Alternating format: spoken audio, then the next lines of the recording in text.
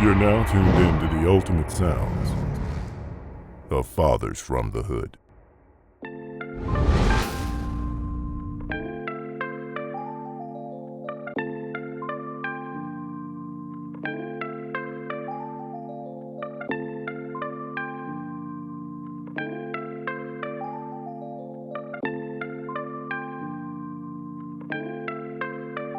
Hey, what's the word, y'all? Hey, thanks for tuning in. This is another episode of the Fathers from the Hood podcast.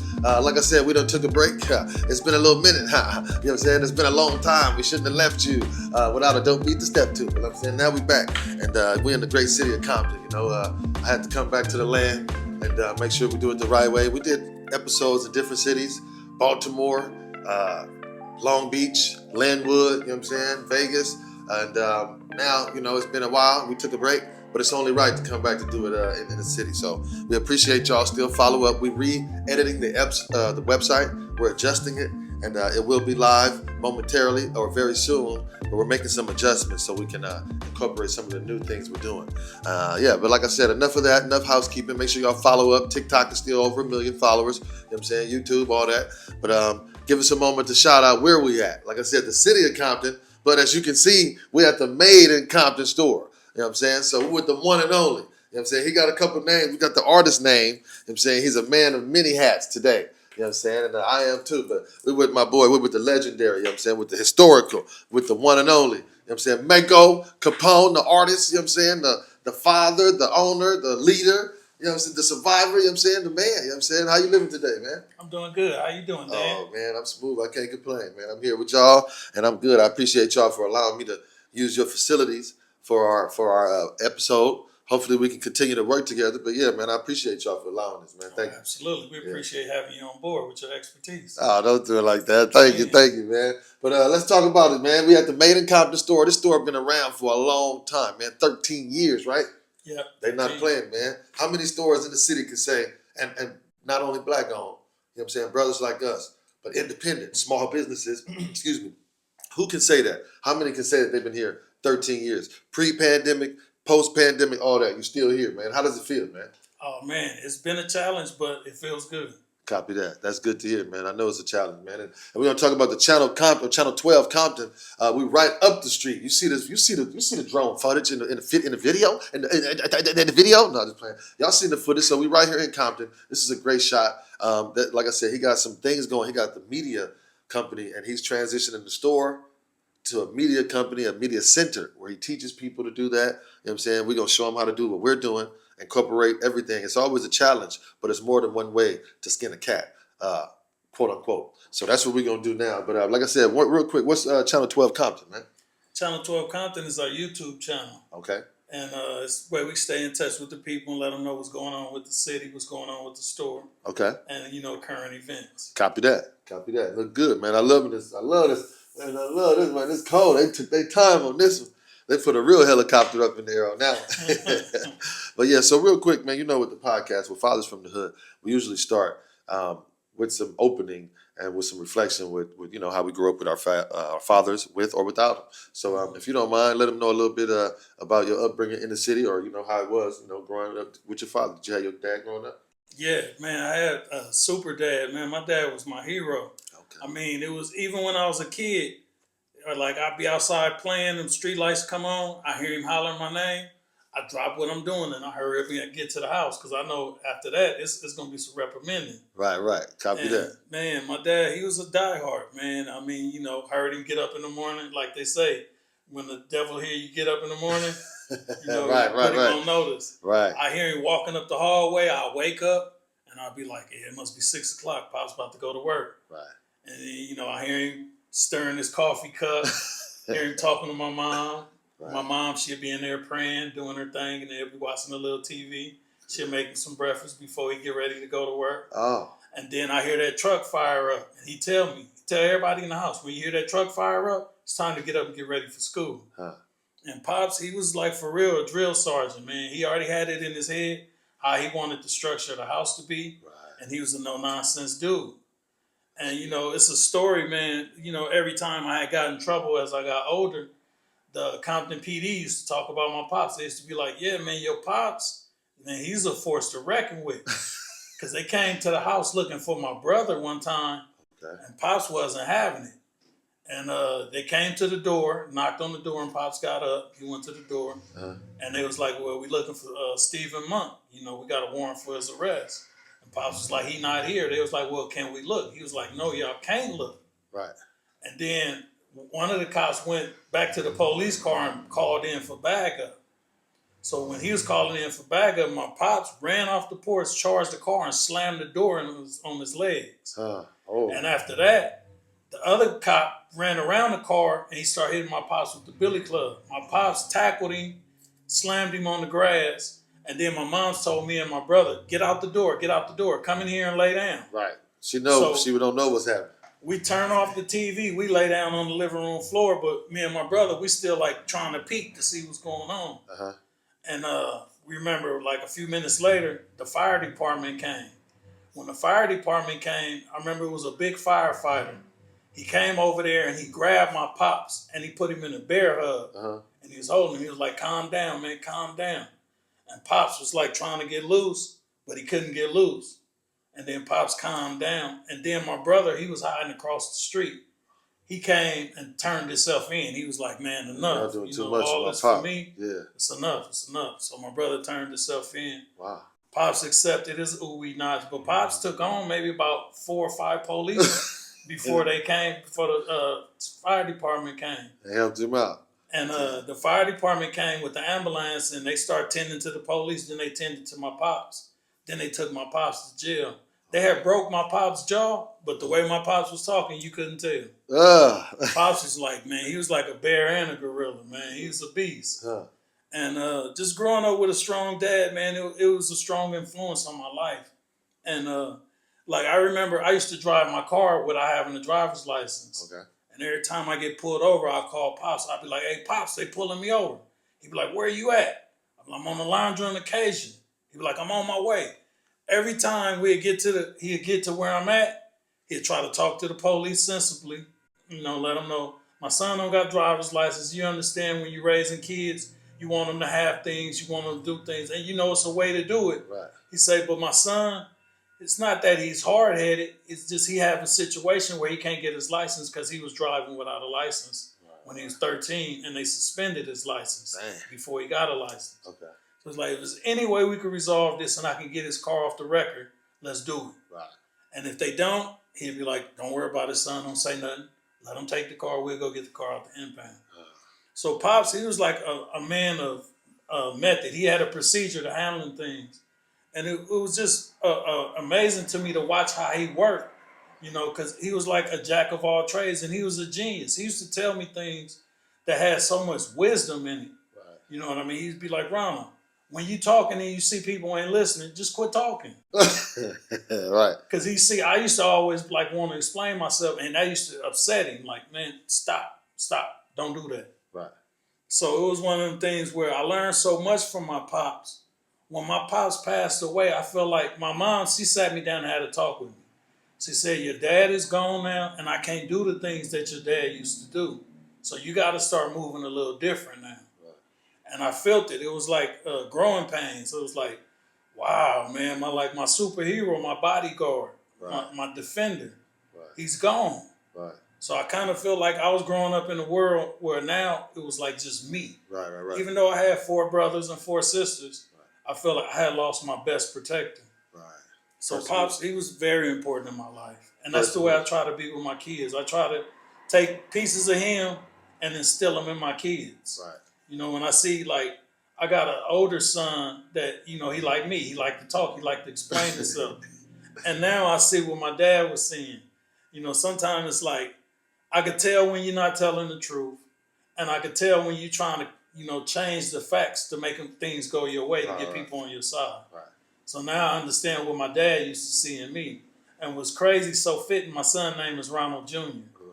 And man, if he ain't a chip off the old block, you know what I mean? But he's a good kid. He went to college and, you know, he's figuring it out. He moved to Texas and, you know, he's on his own now. So I'm proud of him. That's good. You said when he passed, the person that was giving you all the knowledge, giving you all the game and the wisdom, you know, when they gone, you feel like, damn, who gonna give me all that stuff? You don't appreciate what you have until it's gone, right? Absolutely. So were you young when your pops passed, or kind of fairly adult, or what? Yeah, I was a young adult. I just turned 19. Okay, yeah, so that's pretty young, man, to lose somebody that's really important, a real pillar in your life, man, and the community, from what it sounds like. You know Yeah. what I'm saying? So, yeah, that's good, man, that he gave some qualities into you. I see that you using and taking advantage of the qualities and wisdom that he taught you, because you are a man of the community. You've been, holding it down. We'll talk about that later, you know what I'm saying? But, yeah, so it's good to have a pops, man. Everybody had their own story, but, yeah, it's great to hear that. I never heard that either. And saying we know about the homie, we know a lot about him, but it's a lot that's unknown. Like you peel back the layers and know a real good story, because this is a real important community, and they all a part of it. You know what I'm saying? So yeah, with your pops showing you all of that and giving you all that knowledge, you said you had kids. How did you put that knowledge into your kids? How many kids do you have? Talk about your sons. I know a little bit, but let them know a little bit about your kids and how you are a dad. Well, I got 2 sons and I got 2 daughters. Okay. My daughter is the oldest. Okay. And then I had them in tandem. I had a boy, then I had another girl, then I had another boy. Oh, okay. Okay. So it's staggered. Well, I take that back. I had a daughter, then I had a son, then I had another son, then I had a daughter. She's the youngest. Okay. Okay. So I got a daughter. She'll actually be 6 years old on Thursday. Okay. And I just love my kids to death, and I spend time with them, and I try to give them, bits of wisdom when I see where they at in life, and I see what they lacking. I try to fill in the pieces. Right. It's almost like the meme where it got all the pieces missing from the dad, and it's showing him putting them in his kids. Right. Right. Yeah. And that's what I do. I try to keep my kids well-rounded, let them know they love, and let them know that I got their back to the fullest. Right. I hear you. That's all it's about. I open up now. I guess I'm a little farther from my kids than I usually am, and how I would like. But I'm out here, and it's just a little different trying to communicate back and forth. But I go, all every other weekend or so, and it is a little different. You want to make sure you're always there every day. You want to make sure you and invest into them and give that knowledge that you were given. But it's a little hard, when they're not in the same house. Can you speak on that? I know I can, and I done spoken on episodes, but do you experience any of that you want to be closer to them and show them a little bit more knowledge when they're not in the house? Can you speak on that a little bit? Absolutely. Well, like my youngest son and my youngest daughter, they're not being raised in the house with me. But my 2 older kids, they was raised in the house with me. Okay. So I had more hands-on. So I do find myself missing them. And then I find myself, it's like little gaps in time. Right. Where when I see them again, it's like they not where I thought they were mentally. Right. And physically, because they getting big fast. Right. So it's one of them things, like I kind of feel like I need to pull things together so I can get everybody back under one roof. But the way the situation is, it's like maybe one of them things that's kind of like a fantasy. It might not happen because I'm not with their mothers anymore. Right. So it's one of them things where it's like, okay, I got to be the best dad regardless of the circumstances that I can be. Right. So I try to be in their ear every day, and I try to spend time with them on their special days like birthdays and Christmases and Thanksgivings and stuff like that. I hear you. Thanks, man. I was raised in a close-knit family, 2 parents, I hear that. 4 brothers, 4 sisters, and we did everything together. Right. So it's different. It's a little hard, huh? Yeah, it's a little straining, it's a little bearing on me, to not be able to create that situation for my kids. Right. But I know kids are resilient. So as long as I pour into them, I know they're going to be all right. Copy that. That's good, man. That's all we can do. And we still dads. And this is if you kind of listen to what we're saying, it's a kind of sensitive topic, and we're opening up about how we feel. We're not there. We want to be better and do this. But like you said, as a dad and as a man or a human, but as a man particularly, man, you just got to keep on going. You got to take that hit to the chin. You get that knocked down or whatever, swing again, just keep going, man. This is kind of stuff that we imply. This is kind of stuff that we employ y'all to know, as dads, as people in the city, whatever, But it's a part of it, and we all go with challenges. Life's going to have challenges that, present themselves to you. But you just got to keep going, got to survive them. Real quick, if you want to touch on it, this store and Bone has been through a great deal of things. And artists, this dude is well known, you know what I'm saying? And this store is a real staple in the community. He has all kind of things in here. Like you said, he prints all kind. First of all, I'm gonna let him do it. I don't want to. I'm trying to give him his story, but like I just can speak from a distance, from the outside looking in, bro. It's a lot of stuff that he does and he produces and he manufactures in this store. You got people from all around the world, Craig. I have witnessed it, right? The world, man, that come here. So, real quick, tell them about the store, man. Give them a little breakdown of the store, man. Then we'll talk about some of the stuff you survived in the store, man. Well, the store all started from my music background. I started a record label, and then I put out a few records, and I had got distribution deal, and the distribution deal had folded because we sent the wrong product to the distributor, and he shipped it out to all the retailers. Oh, wow. So we had to recall the album because I did a snippet of the album that we was releasing. Okay. And then when I called the manufacturer and I told him to press 5,000 pieces, he thought I was talking about the snippet. Oh, okay. I gave him the master for the full CD, but he mistaked it for the snippet, and he printed 5,000 snippets. We shipped it to the distributor. The distributor shipped it to retail, and then we started having where people was coming, returning the CD because it was like, this is not the full CD. Right. This is a snippet. Right. So when the distributor found out, he was like, man, what happened? I said, well, the manufacturer mixed up the masters and he pressed the snippet. Mm. And he said, man, this is like an egg in the face. He said, the only thing I can do is recall this project. So when he said recall the project, I thought we still had a distribution deal. Right. But I didn't know he was severing ties with me when we did that. Okay. So he recalled the project. And then when I got ready to submit my second record, because we had a distribution deal for 5 records, I got ready to submit my second record. He laughed at me. He said, man, what are you doing? He said, man, our business is over. Dang. So I took it kind of hard. I didn't even want to tell the people that I had signed to the record label, we don't have distribution anymore. Right, yeah, for sure. Yeah. So I'm in the city, moving around trying to sell the CDs myself, taking it to retailers myself. And then I run across Tweety Bird. Yes, sir. Tweety Bird was at the 99-cent store, and he was like, man, what are you doing with your records? I said, well, I'm trying to put it. He said, man, stop trying. Let's put it in the retailers. Tweety Bird, homie, yeah. He said, that's what me and Ronnie Ron did. Yes, sir. We put our records in the retail stores.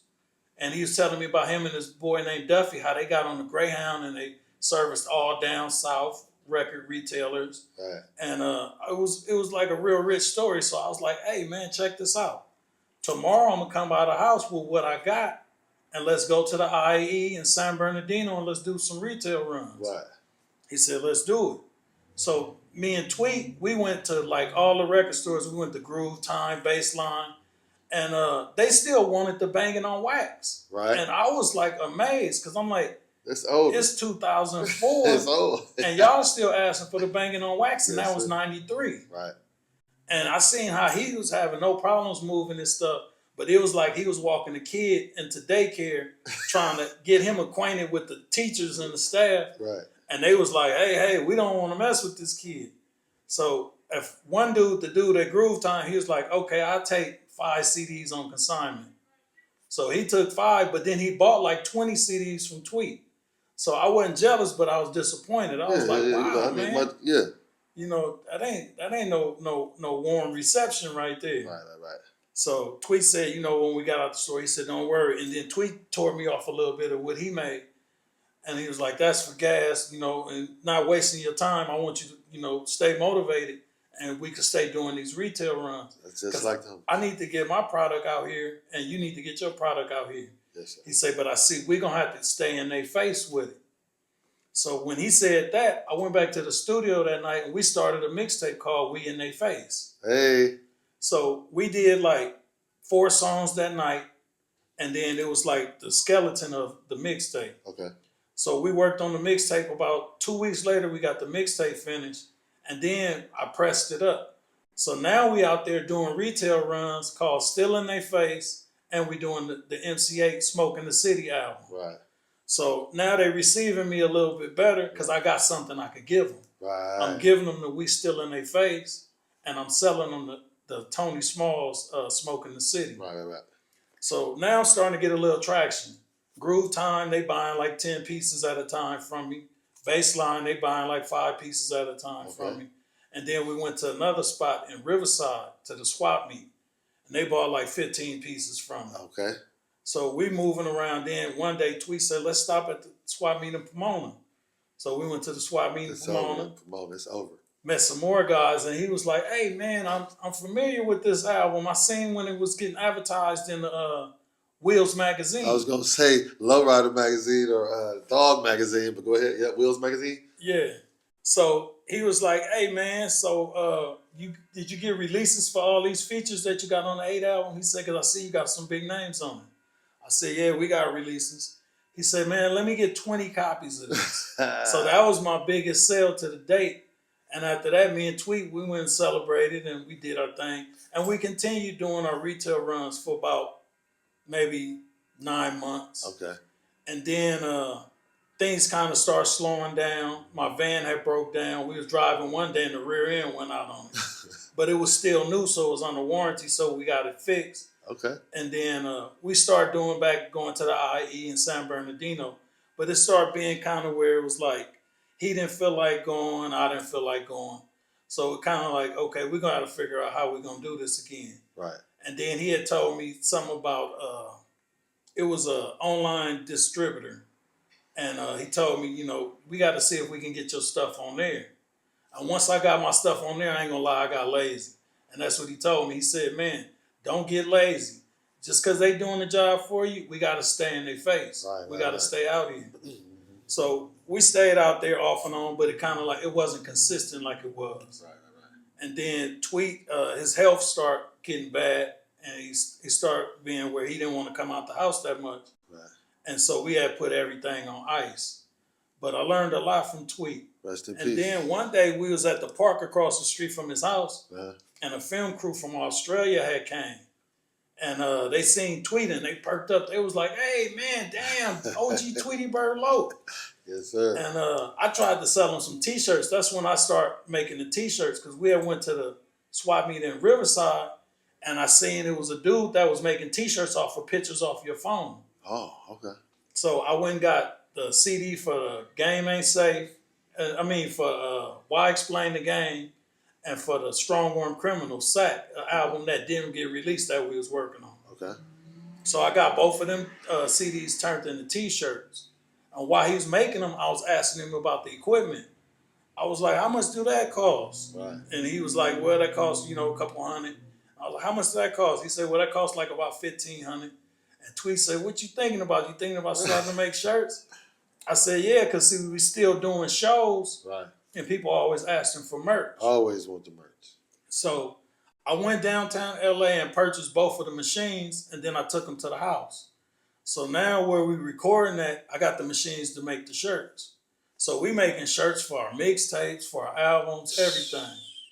Then in the midst of that, the Compton swap meet had closed down. Yeah, unfortunately, yeah. When the Compton swap meet closed down, other artists that I was running with, doing shows with and connecting with, was asking me about Compton merch. Like, I need Compton beanies, Compton hats, stuff like that.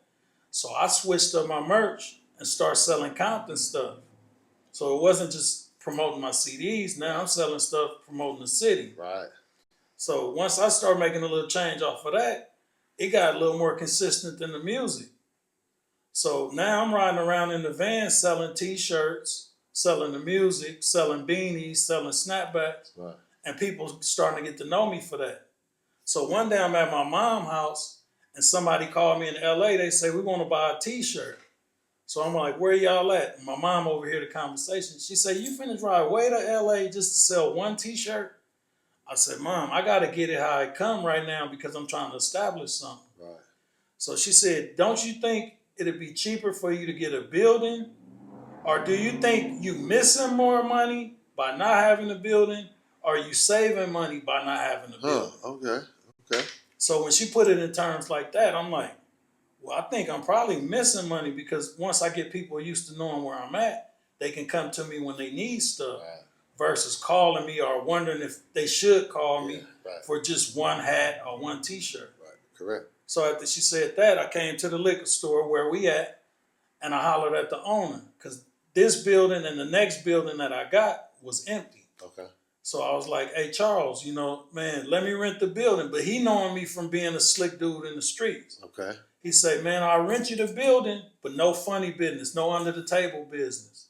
So I said, no, all I'm gonna do is sell a Compton merch. Okay. So he like, okay. So he told me to meet him at the store Monday. Met me at the store, gave me the keys, had me sign the contract. Hey.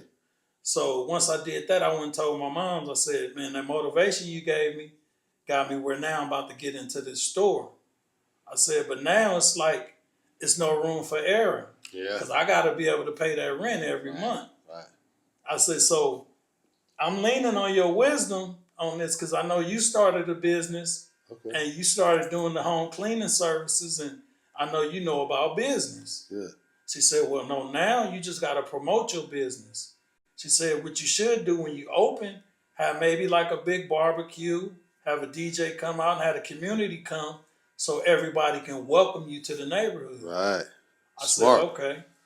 So I did that. It was good. Made a lot of money that day, but then the next day it was crickets. Right. So I was like, okay, I'm still waiting on the phone, waiting on these phone calls for people to tell me to deliver so I can tell them where I'm at. Pull up. So over the course of the month, people calling, chiming in. So it's one at a time, two at a time, three at a time. I'm homing the people to my new location. So it was cool. The second month was a little better. The third month was crickets again. Fourth month a little better, but it was up and down, up and down. Right. So I still had the wrap van. So I used to ride around in the wrap van with it loaded to the heels with shirts. Right. The van, it looked like it got a lower kit on it. So I'm riding around. I'm going to the donut shop on the next corner because, you know, a lot of people go to the donut shop, get their coffee stuff in the morning. So I'm posting up there, opening my doors like I'm the donut truck. Right. So people start coming, getting used to there. And then I walk them over here, like this is where I'm at. They see the store, like, okay. But the store was kind of empty. It was full for the van, but for this building, it was kind of empty. Yeah, didn't have enough. So as I start stacking my merch, more and more people start coming, word of mouth. Right. And then I start doing custom stuff with the machines that I got to make the CDs and the T-shirts. Okay. So when I seen I could do custom stuff, that became my niche. So I start telling everybody, if you know you need custom shirts for your company, for anything, family reunions, funerals, anything, I got you. Right. So that started turning a little bit more than the Compton stuff. Okay. Some days it's Compton, some days it's custom. Right. So I'm sticking to it. I get through my first year. My first year was rough. Then I meet a dude named Stan that he cut hair. Okay. And he said, hey, man, I got just the link up for you. He said, I got a friend named Hudari that got Hood Life Tours, LA Hood Life Tours, and he bring the tourists from different countries. Look, I just spoke him up. LA Hood Life pulling up right now. Y'all, we are in a very important place, man. I'm telling you, this dude is important, man. I ain't trying to cut you off. Go ahead, continue, man. It's a privilege seeing this, man. For real, man. We're very proud of, man. Go ahead, continue. My bad. So, yeah, he hooked me up with Hidari. Here go Hidari right here. Yeah, you want to pause, man, for the calls? You got to do it. We good. Hey, man, we can do that if you want. Nah, we're going to keep going. Okay, copy that. Go ahead, real quick, yeah. So, yeah, he hooked me up with Hidari. Hidari came, had a sit-down meeting with me, and he checked out the store, and he was like, yeah, man, I want to add you to my tour. Make it one of the stops on the tour. He said, because people always like buying stuff. He said, I want to make T-shirts. He said, but I see you already got them. Right. He said, so you like killing two birds with one stone. I add sir. you to my tour. My customers get what they want. I get what I want without having to make it. Right. And I'm not tripping because I'm making money off of booking the tours. Okay. So then that's what me and him been doing business since then. And that was maybe like 2016. Okay. So from 2016 to now, say 10 years good, LA Hood Life Tour has been coming and supporting us. It's been like a partnership. Copy that. And we just been growing together. That's amazing. That's amazing. Now I got people from all over the world that's connecting with the store. And then when I meet people, I try to give them an experience that they can't forget. Right. And I try to genuinely embrace them. So I communicate with them on social media, celebrate birthdays with them and holidays with them, and watch them having kids and the kids growing up. So it's like by me making this connection, they let me know, okay, I'm going to be coming back next year. I'm going to be coming back in 2 years, and I want to see you again. Right. So I just had a dude named Don Cliff from England. He had came in 2018 and we took a picture in front of the store. He just came back 2 days ago. We just took another picture in front of the store and updated it. Wow. So we like 8 years in between. Wow. Same dude, same store, same love. Wow. And it's just a beautiful thing, man, because I'm connecting with so many people now. It's one of them things where if I wouldn't have listened to my mother, I probably would have abandoned this idea because it would have just been too much riding around delivering T-shirts to people. Right. And now it's like I got into a niche where everything is coming to me. Yes. So it's a beautiful thing. It definitely is. It's definitely beautiful. Like you said, it's crazy. He spoke it up. As he explaining the origin story of him expanding his business partner come up with people from, we don't even know where they're from. You know, and it's great to see all kind of people of different walks of life, different races, colors, fashion styles. But the other day, them dudes was dripped down. Italians, they was dripped down. I said, man, I like them shoes. But it's great to see this, man. And Compton is so much more than what y'all think it is, more than what you hear. Like I said, we're going to pivot into the Kendrick Not Like Us stuff. We don't have to talk about nothing else. We're going to pivot into the Kendrick Not Like Us because he printed out some shirts. Around that time, it was a lot of allure about Compton. You know what I'm saying? They're not like us, you know? And not saying people took advantage of it, but the people who are real pillars and people who are really from the city knew how to, not capitalize, but knew how to make it beneficial for everybody. That's what Kendrick wanted. He had the video shoot right here up the street. He's sending people all throughout the city. So what you have in the store, how have you seen the change or the unity in Compton after the Kendrick Not Like Us? Has it been that? Yeah, Kendrick actually unified the city. Blue and red. Yeah. I mean, old and young. Right. Because he like made everybody proud again to be from Compton. Right. I mean, it was a resurgence of that feeling. Right. Because we already proud people. We proud of where we from. Because when people get it mixed up and be like, "Oh, you from LA?" It's like almost being offended. It's almost like a slap in the face. No, I'm not from LA. Ain't no disrespect, but I'm from Compton, homie. I'm not from LA. I'm from Compton. Yeah. Right. So Kendrick instilled that in the people again. So when he did it, you know, I listened to customer requests. I had a lady that's from the red side that's a little older. She said, "Could you make some Not Like Us stuff?" Okay. And at first I was kind of on the fence with it. I was like, I don't know. But then I had to think about it. This how this store was built. This how the catalog, the inventory was built. Listening to the customers. Right. You know, you got to get a customer what they want. Right. Because if you don't give them what they want, they're going to go somewhere else. Hey, talk to me. This is game he's dropping, y'all. It's a lot of game he's dropping, man. That's crazy, man. 13 years, man. 13 years. And that's crazy. Like I said, I talked to Big to the Boy, and he knows everybody, but we know Big to the Boy. We was talking about it on the podcast maybe. Dang, that was a while ago. He's one of the last guests. But anyway, we were talking about it. He said it's a lot of unity. And of course, it's a lot of stuff that happens behind the scenes, and that's going to happen anywhere, any city. Mm-hmm. You know, people crazy, they're crazy. People going to do whatever. But like you say, behind the scenes, overall, it has been a resurgence of unity. It has been a resurgence of people wanting to come and experience the Compton lifestyle. And this is a part of the Compton lifestyle. There are a few stores in here, but this store is right on Alondra. You know what I'm saying? One of the main streets. We had a song, Alondra, you know what I'm saying? You know, me, S1, Spud, and AD, and we came here in the video shoot. We drove right past the store. You know what I'm saying? That was like 2018, bro. So this is it's all fresh, but I'm just saying this is all stuff that you got to remind yourself that this is a place of business, a place that's a real community staple. Everybody know it. Like I said, my people's their uncle. They said, "Man, I've been hearing about this for years. I just didn't come." I said, "Wow, I didn't see all this stuff." So it's good to see that, man. Like I said, hats off to you. You've been holding it down. Let's talk about one of the highs and one of the lows about being at this location. Tell me what are the happiest moments you had being here, man, at the Made in Compton store. Y'all see my hat, bro? He got it.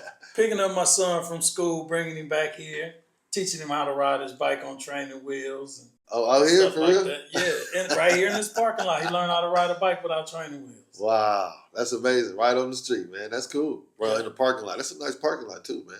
Place that's been here for years. This store's been here for years. And then we don't have to talk about the lows, but what's one of the most challenging things that you probably experienced that you had to go through being here? I would say during the pandemic. Okay. Because during the pandemic, I had the code enforcers come and tell me I had to shut down. For what? What, for real? They said if you're not selling essentials, stuff like toilet paper, face masks, stuff like that, we're going to have to shut you down. So then they went up the street to the beauty salon place on Long Beach Boulevard in Alondra, and they shut her down. Dang. So they shut her down, and then my mind went into overdrive. I said, you know what? I'm gonna go downtown. I'm gonna buy a load of face masks. I'm gonna start customizing the face mask. Right. Because I feel like we're moving into a new time where everybody want to wear face masks. So I know they want to personalize Yes, their yep, face yes, masks. they did. Yes, they did. So my number one selling face mask was "Give me 5 feet." So when I started selling face masks, the code enforcers made their second time around, and they was like, "We already let you know you got to shut down. We're gonna start hitting you with penalties for being open because it's a pandemic, Right. and we don't want this to be a place where people was catching COVID and transferring COVID from people to people." So I said, "Okay, well now I got essentials. I went and bought a bunch of toilet paper, a bunch of face masks, a bunch of rubber gloves, hand sanitizer." Yep. And I told them what I was doing, and I thought it was going to be a little more resistant. They was like, okay, well, you could stay open, but we're going to come back in a week, and we're going to see what's going on with you, and, make sure you're really doing what you're saying you're doing. Right. So I went in the back on the machine that I bought for making T-shirts, and I bought some sticker stock, and I cut some signage for the windows. Toilet paper sold here, hand sanitizer sold here, face mask sold here. So when I did that and they came back, dude just gave me the thumbs up. But not only that, he went to the city treasurer and told them, they making custom face masks down there. We need to put in an order for the city workers that got to work during the pandemic. So a silver lining presented itself. What? They had me go down there and present a proposition on how much I sell them face masks for. They needed 10,000 face masks. So out of the challenging time came something real lucrative. Right. I got an account with the city and start making stuff for the city, and I've been making stuff for the city since then. Wow, amazing. So it was just one of them things, man. God opened doors. God, yeah, look at it. Look at God, because like you said, that could be considered one of the most challenging things. During the pandemic, everybody was, and the city was crazy. The city was crazy during that time, and people were waiting on money, whatever. But like you said, as a business, it was hard for you to open. You wasn't selling no food. You wasn't selling no, like you said, essentials. And pretty much that's gas. Barely some of them was open. That's it. So it's amazing to see you go through that and then keep it going. But you were smart. This dude has always been one of the most smartest people we know. Like the OGs, not even the OG, but like when we were younger, he looked like an older person, But like I said, he was smart. I always hung around older people, so it was cool to me. But we'd look at people and say, "Oh man, who was that? Who was that with the car? We didn't have no car. Who was that with a store? We didn't have no store. We didn't have stuff to look up to like that." So with that being said, he was older with wisdom to us. So you always had crazy ideas. And if you could do that and say, you know what, I ain't about to go down, I'm going up. I'm going to take advantage of this. That was very smart. How many other people probably did that in here? Probably not too many, right? Mm-hmm. But no, this is a great place, and I'm glad that you did that, man. That's amazing, man. Like I said, so we wanted to touch on the media. We want to touch on a couple of things that you guys are offering before we get out of here. We wanted to talk about the other opportunities that you're, allowing people to have. Like I said, you got the store on the other side. Staple, 13 years they've been around. Everybody that came here. Staple, judges, bishops, celebrities, foreigners, everybody's came to that store. They know that, right? It's well known throughout the whole world. You know what I'm saying? The world, Craig. No, I'm just kidding.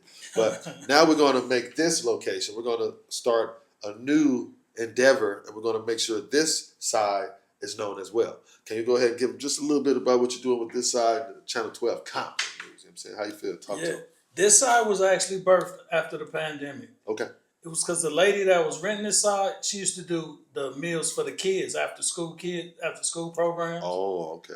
But unfortunately, she had caught COVID, and one day she was getting out of her tub and she slipped, fell, and hit her head, and she died. Oh, damn. So this place became vacant all overnight. And, even when I used to get my son from school, she used to feed him the free lunches. Like she had set up the tables, and then, she'd make the little meals, right. And then he'd eat it and everything. And she was a beautiful lady, man. Beautiful staff, everything. Her kids, everything. So when she passed away, I asked Charles, could I rent this side? And then he was like, what you gonna do with this side? I said, well, I'm gonna use it for inventory because now I'm starting to have an overflow of inventory. So I started sneaking. I put the inventory in the back, but in the front, I had built the Compton Club. And then because I ran into a comedian and he said, I still need to do my sets, but the pandemic is killing me. But I need a place I can videotape my sets. Oh, right. So when he said that, my mind started working again. I said, I'm gonna build a stage. I'm gonna put the brick wall. I'm gonna put the signage. I'm gonna put the red curtains, everything, and then you can shoot your videos here. So he was like, okay. And then what's crazy, when we just got this side up and running again, he pulled up the other day, and I said, man, you see what I built for you? And he was like, no way. It was like all those years, I built it, and then I couldn't find him. So like they say, you build it and they come. Right. Build it and he didn't come. Right. So it was one of them things where I start back putting inventory over here again. Okay. So then about 6 months ago, me and Nichelle was talking, and she was like, we need to really utilize that space. Yes, y'all because do. we can make that a media hub. She said, you got the nice signage for the podcast, the nice signage for the comedy club or spoken word. Oh, yeah. And then you got the stuff for your studio. She said, it just trifecta. Right. And then we got the green screen over there for people that want to, just shoot scenes and they want to make it look like they somewhere else. Correct. So we opened it back up. We start putting all the inventory back in the back part. And it's kind of tight in there now where you barely can walk through it, but we had to make room for this because we feel in the time of transitioning through the AI transition. Yeah, talk to me. We still need that personal touch. Yes, we People still need a place where they can come digress, where they can come, catch a breath, create things in the human factor. Right, yes. So we opened this back up, I feel like right in time because we going into a new era where everything is going to be AI. Yes. But if you can have some authentic content, it's going to be valuable. It's going to be worth its weight in gold. Correct. And like you said, we right up the street, walking distance from Compton High. They poured a lot of money into that facility, and we know that we're here no matter what. The school is here, but we here. We ain't going nowhere. Like I said, he's been here for a while, but and thank God for everything that we do have and all the blessings that we do have. But this is a great time to do that because media is a huge thing with the young kids. Podcasting is huge, AI, coding, and just doing a lot of the media-based aspects of it, broadcasting, and interviews. And that's a lot of stuff that they're offering. So we will promote that, soon. Like I said, it's still going on right now. So we're in the infancy stages. But, this dude is real creative. He has a great team behind him. It might be few, but like he said, like God said in the Bible, they say you don't need too many. They said where few are gathered, it's going to get done. He said something like that. I don't know. Don't quote me. But, but no, like I said, y'all make sure y'all follow up because if you have kids that want to get involved in creating a podcast, and we only doing it if it's positive. I'm sorry, we're not going to talk about no nonsense. We're only doing it if it's positive, media-based, something that's going to be faith-based maybe, something that's going to definitely bring a good light to the city. But make sure y'all tap in, man. Like I said, there's a lot of kids that walk through here. We already talked to a couple, but we will be doing a lot of things, and there's a lot of space. So as we're talking about kids important to the youth, let's talk about your son, man, of this brand real quick, you know what I'm saying, before we get out of here, man. A lot of people, the other day you had some of it on. I saw the OG riding with it. Some people look at the crosses and want to purchase it. Talk about it real quick, man, your son, faith-based brand. Yeah, well, I know y'all know it had an incident where me and my son almost lost our lives. So when my son regained consciousness, he told me a story how he said, I went to heaven, man, and I talked to Granny. So him and my mother had a close relationship. I used to take him over there because my mother was fighting cancer. And I used to want him to spend a lot of time because I knew we didn't have a lot of time left for him to bond. So I used to take him over there with his bubbles and stuff like that. And he used to blow the bubbles and pop them. And my mother used to be like, you're not supposed to pop the bubbles. You're supposed to let the bubbles float. Right. And he used to be like, no, I'm the bubble destroyer. So him and my mom had a little way they joke. I'll pull up and she'd be like, well, if it ain't the bubble destroyer. So, but back to the story, when me and my son got shot, he had coded 2 times. So I believe everything he said. He said when he said he went to heaven and he talked to my mother, he said my mother told him, it's not your time. What are you doing here? It's not your time. So he said he talked to Granny for a minute. He said, but then he woke back up and he was in the hospital. He said he wanted to do something to let people know how close he is to the spiritual world. Right. Like, to my mom, and my mom was a devout Christian. Because I used to didn't want to go to the church, she started being a teacher at the children's church. Oh, okay. Cause like she'd take me into church, and I'd be like, I wanted to go to church, but I used to go to sleep. Yeah, I So used to do she'd be that like, too. "Boy, you can't be over here going to sleep. That's disrespectful." Right. Right. So she started dropping me off at children's church. When she dropped me off at children's church, I used to just cry. Oh, okay. And then it started being where she couldn't even go to the big church because I'd be crying. So she'd be over there trying to get me right so she could go across the street to the big church. So she just ended up taking a job in the children's church Okay. and started helping all the kids. And my mom was great with kids. She had 8 kids of her own. Right. Right. So she started doing the children's church. So probably like 20 years, long as I was going to church, she used to work at the children's church. Okay. And then when I quit going to church, she started by going back to the big church. Okay. But now there's so many kids that went to West Angeles that love my mother. They be like, Sister Monk was like a mother to me. You know, celebrated birthdays with her. She bought me stuff. She made me stuff because my mom sold. So it was so fitting for me to get in the clothing business because my mom sold. I watched her sew. I can't sew, but I can customize some stuff. Yeah, y'all see it. So, yeah, when my son told me he went and talked to my mom, and then while we was talking, I was like, I'm trying to figure out something to get you on the head start as far as being an entrepreneur. Right. You know, because once his mom didn't want him around the city of Compton no more after the incident happened, I had to figure out how I can help him financially from afar. Right. So he said, I want to come with a clothing brand. I want to come with a faith-based clothing brand.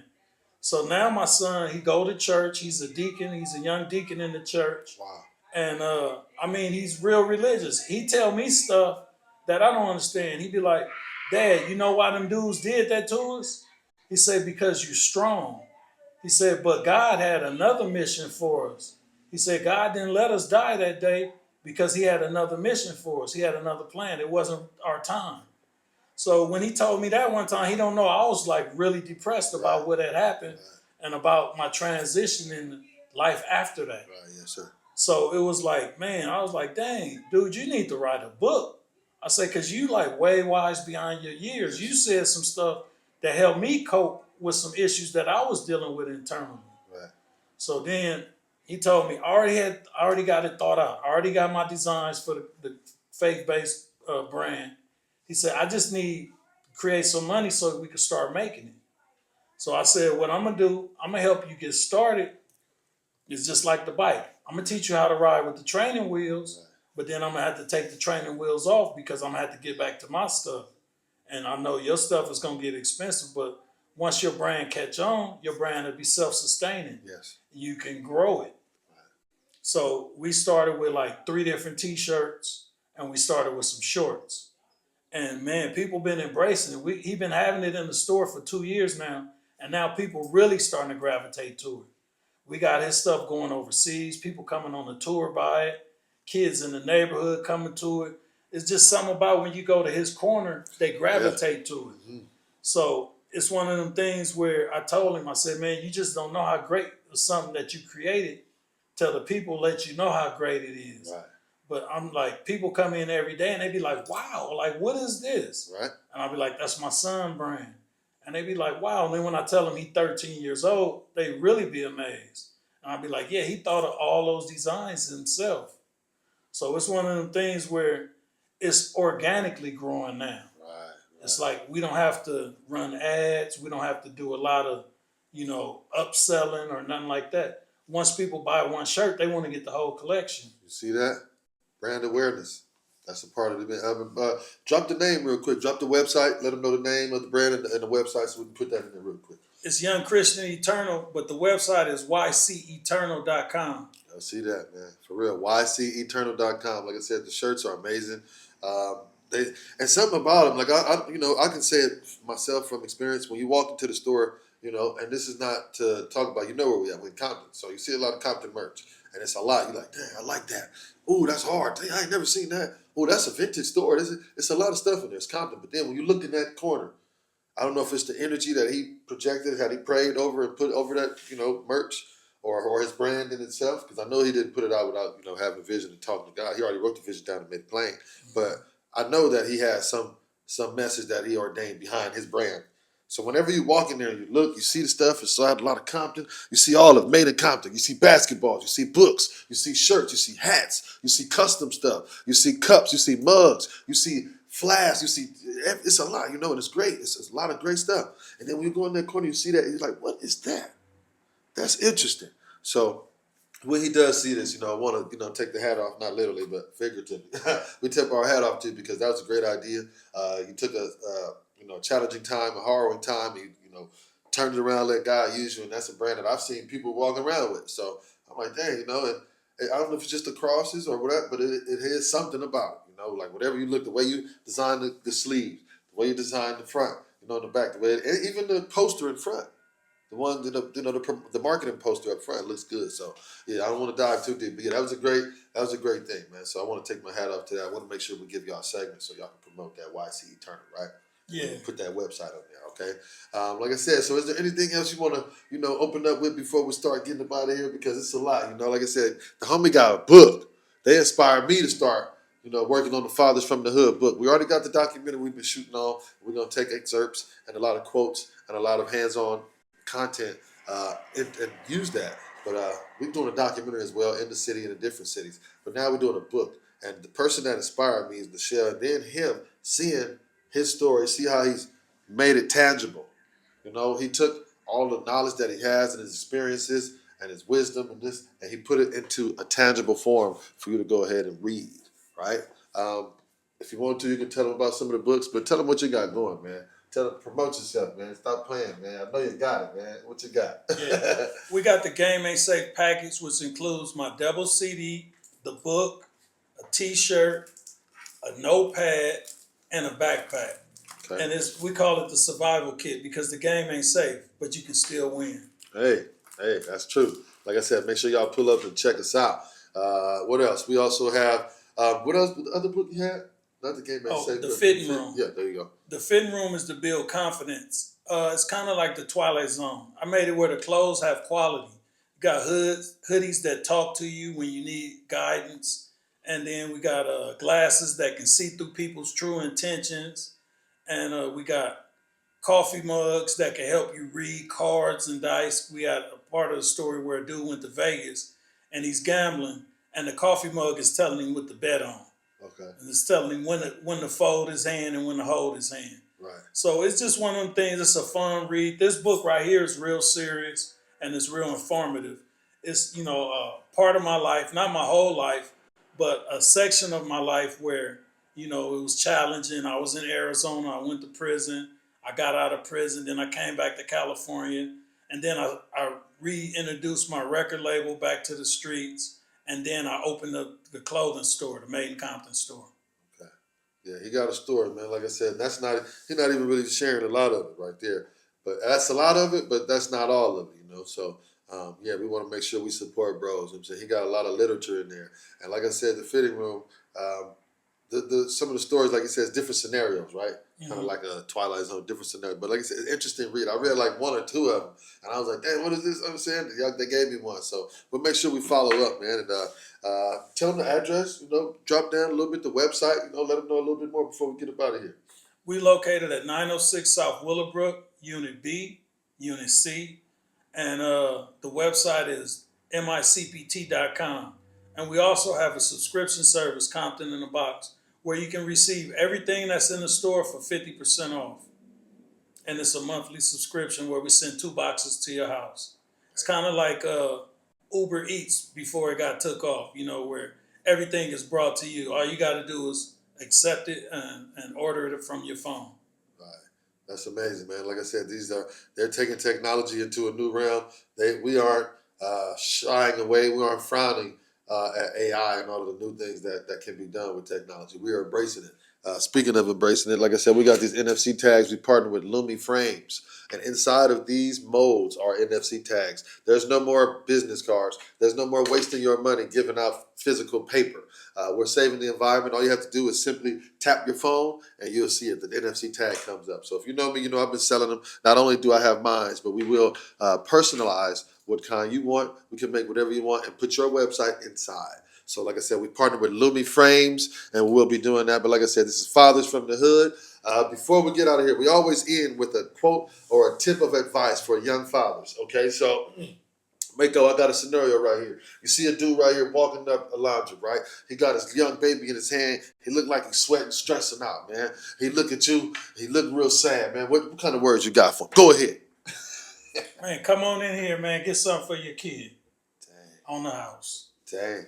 Hey, and I know he gonna give you more than that, but that's a lot. That's a lot. I know he gonna give you more knowledge than that, but that's a lot. You see somebody sitting right there or walking and they stressed out. That's a lot, man. Some people don't do that at all. You know, if I had the opportunity, I'd just say, hey, man, keep your head up, bros. You know, you need a ride or something, but, man, keep your head up, man. I know it's hard out there, man. And stay in that kid's life. That's all I could tell you, you know. And it's just as simple as that. You know, sometimes they have a KISS method. I don't know if you ever heard of that, but it's called Keep It Simple, stupid. Just sometimes simplicity is key. Sometimes it's not as hard and detailed and concise as you think. Sometimes a kid can give you more knowledge than what you've been overthinking. You know, just keep it simple. So anyway, yeah, before we get up out of here, like I said, this is Dan Black. This has been another beautiful episode of the Fathers from the Hood podcast, our nonprofit that's going to be working with a lot of people in the city.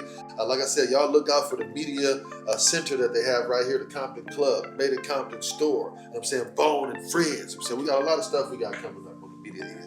All right? And before we get out of here, Bone, we do appreciate you. You know we love you, man. This is brother, this is family. And like I said, before we do anything, we're going to give you we're going to take our hat off, give you a cigar, and say, man, you've been a great father. You've been a great leader. You've been a great owner. You've been a great inspiration and a great motivator. You know what I'm saying? So we definitely look up to you, man. So we appreciate everything you're doing. You know what I'm saying? Don't nobody ever tell you we're going to give you flowers. I don't know what kind of flowers you want. He looked like he don't want no daffodils or nothing. He just wants you to just stop talking. No, I'm just kidding. But other than that, we do appreciate you, bros. You know we love you, man. Thank you for opening up your doors. Oh, yeah. Thanks, man. Thanks, man. And next episode, we're going to get some more people in here. But like I said, this has been another episode of Fathers from the Hood podcast. And y'all keep being great fathers to them kids. Yes, sir.